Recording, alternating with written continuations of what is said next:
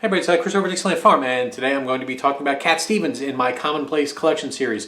This series are records that you can find easily for under $10, if not way cheaper. Got thrift bins, $3, $5. Not hard at all. These people sold loads of records. Easy to find. I also find people in the VC don't talk about these artists particularly much because they are so commonplace. You end up showing the rarest of the rare, things that nobody would possibly be interested in or would never be able to find even if you did show the record. This is the opposite of that. Cat Stevens had a young career in England.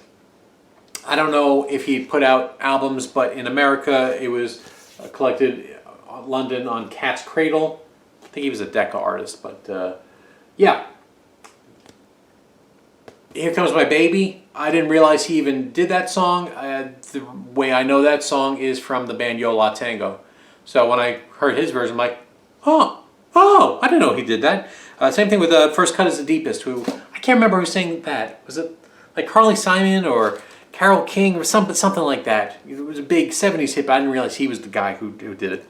This is a very good comp that you can find for almost nothing, because nobody even wants this. And then the album that I showed recently that I talked about was Monobone Jacon. Here we go. So Monobone Jacon, and this is just a fantastic album. A lot of these songs ended up on the Harold and Maude soundtrack. Harold and Maude, a wonderful film, now cult film, about a young man who would go to funerals, obsessed with death, would fake suicides for attention of his cold mother, and the more outlandish the suicide fake attempts were, the less his mother cared about him. So he falls in love with another woman who's at the funerals, just going to funerals for visiting, and she is the opposite. She is a Holocaust survivor, which so she embraces life and teaches Harold about that. And then, yeah, wonderful movie. Meant a lot to me as a teenager. Watched it loads of times.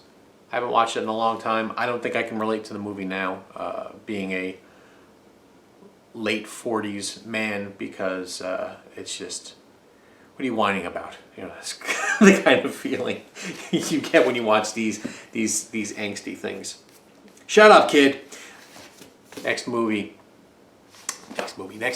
Steve for the Tillerman. This apparently, I think it should have been a gatefold, so this is a late 70s reissue. This is a perfect album. This is an almost perfect album. There's maybe one or two songs that are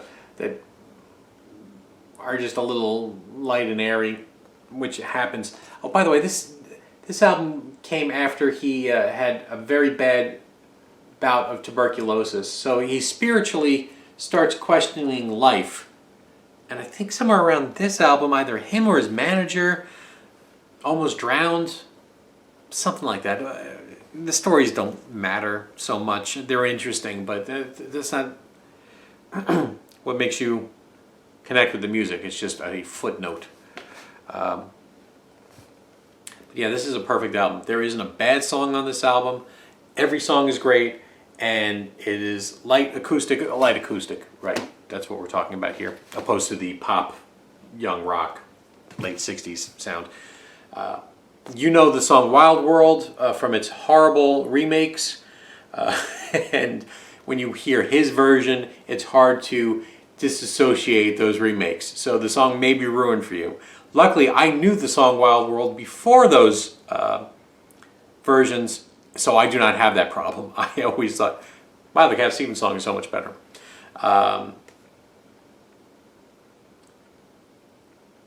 Father and Son is a Cats in the Cradle-like song that might be considered like the weakest song on the album, but even that song is amazing because of his performance.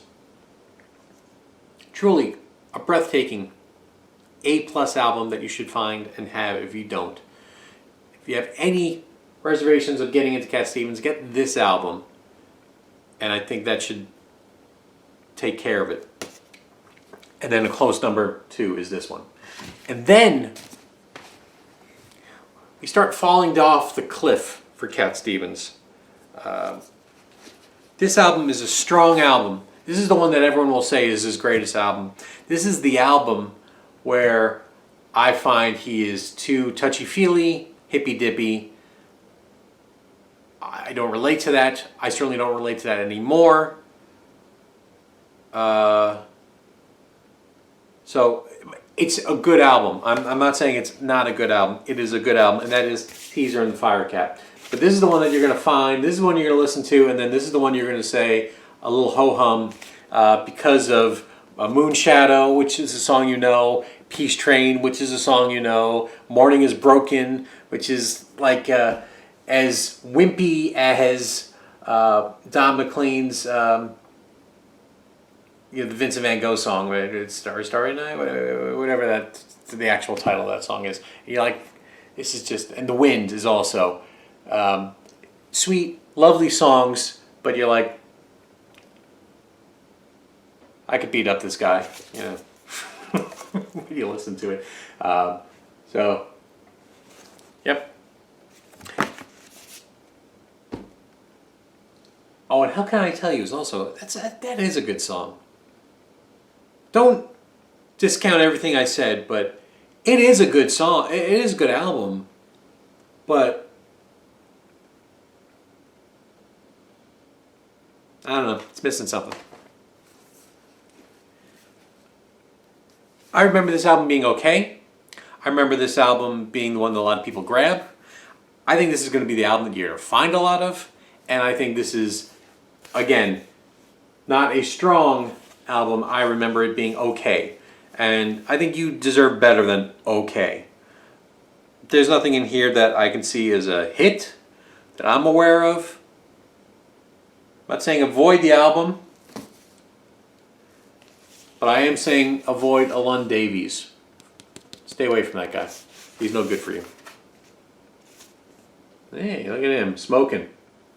Just say, hey, how are ya? And this is when he starts getting into the little mystical stuff here. Then he put out an album.